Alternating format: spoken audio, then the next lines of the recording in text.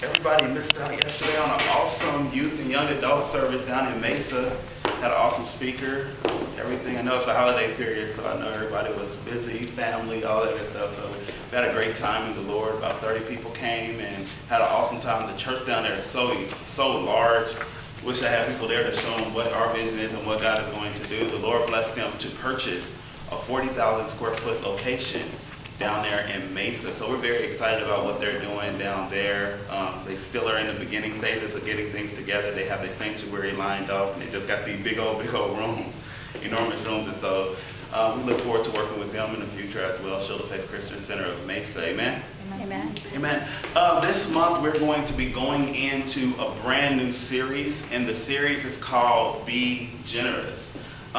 How to be generous, right? Because a lot of times when we think about generosity and we think about being generous, we think about money, right? We think about how much money am I giving or do I have? Or I remember my son David, he was like, Daddy, for Christmas, what do I get? And a lot of times we never have the idea of what can I give, right? And so with this series, we're going to talk about this for about 3 or 4 weeks, and we're going to go through a series pretty much dealing with what it is to be generous, okay? And how generosity is something that Jesus gave us on the cross, on Calvary's cross. And it's something that he did in our lives and something that he wants for us to be. So the whole series lesson is how to be generous. Amen? Amen. Amen. And so we're going to be going through part 1, which is the good effect. The good effect. Now there is a side effect to having riches and having things, and that's going to be what we cover today in the message. So the very first thing that we're going to do, you're behind. Excuse me, everybody.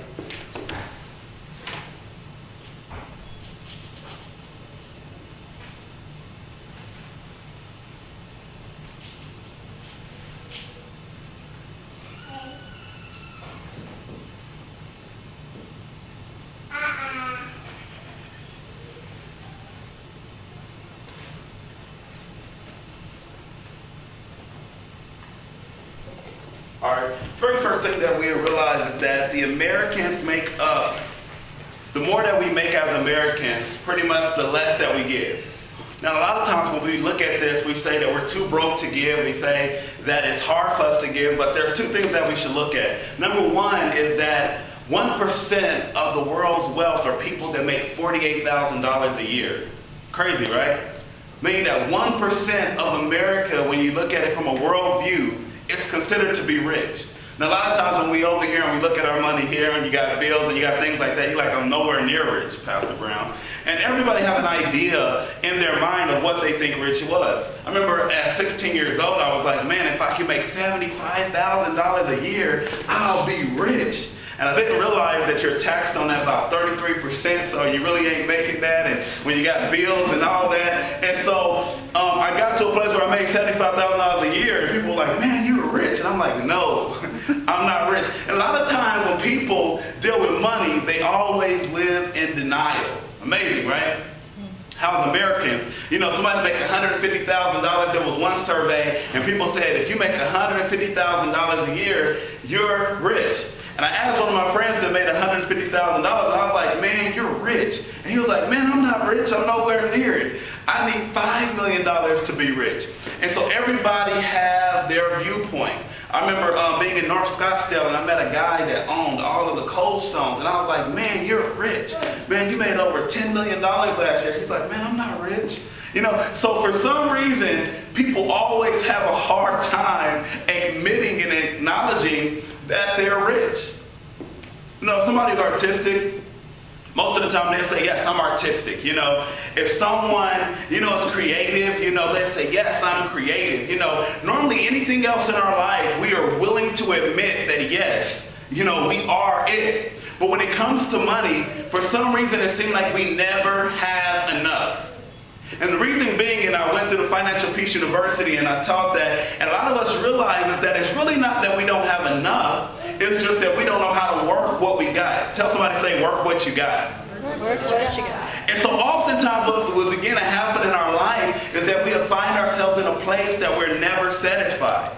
And I look at it around this time, and it's so crazy because, the technology generation, and I see people in the lines at the iPhone store because they're rich, and they're texting somebody saying, hey, I'm about to get the new iPhone 5 because they're rich, To me, I think is that a person is rich when they go to a car lot and they got a perfectly running car, and then they give the dealership a part of the money they got in the bank in their new car just to take away a new payment with more money and a car that's only a few years older. Why is that? Because we live in a generation that is more consumed by debt than anything else.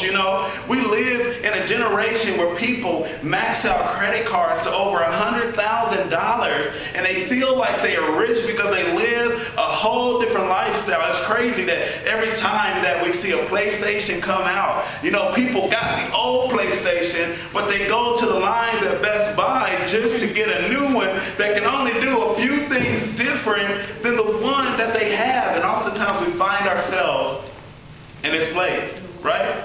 We find ourselves in this place because a lot of times we say, God, if you give me more, my life will change, right? How many of y'all done said that, right?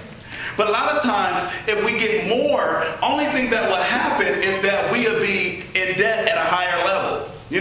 At one time I was in debt at $40,000 because I lived at $80,000, and so now that I make $80,000, I'm in debt at $160,000. So I'm still in the same situation that we're in, right?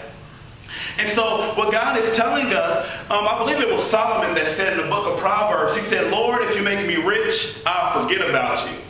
He said, Lord, if you make me poor, I steal from you. But he said, Lord, if you just give me just enough, I'll be good. You see what I mean? And so it's so amazing to me that I have a son that always tells me, say, Daddy, I'm going to be rich when I grow up. I'm going to the NFL. I'm going to be a wide receiver. I'm going to be the quarterback. And it's great because a lot of times when we look at, the idea of being rich, a lot of times we say, man, with being rich, I'll be able to buy me a brand new car. I'll be able to buy me a brand new house. I'll be able to do this. I'll be able to do that. And it's normally selfish when we think about it, right?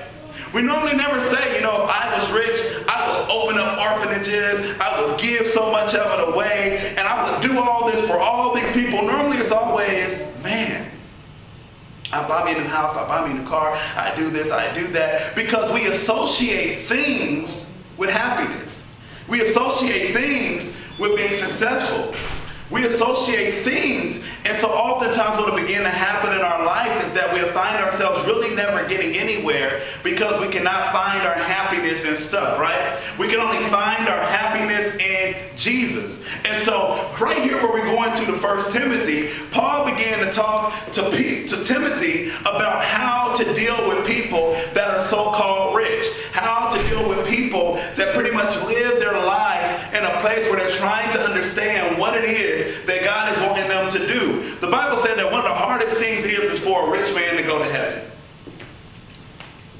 And a lot of times people in the old church, they will say, wow, you don't want to have money. You want to give everything away that you have because if you got money, what that means is that you're going to be, you're going to hell, right? It's hard for a person that's rich to go to heaven. But the only problem really is it's a heart matter, right?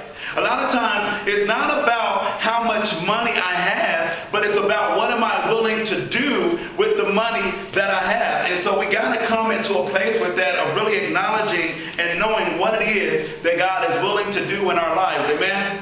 So when we go to the next part, it says that wealth has a side effect. Wealth has a side effect. Now, the side effect that wealth has is that rich people live in denial. Remember I told you that they always say, I'm not rich. I don't got enough money. Maybe I got to have 10 businesses.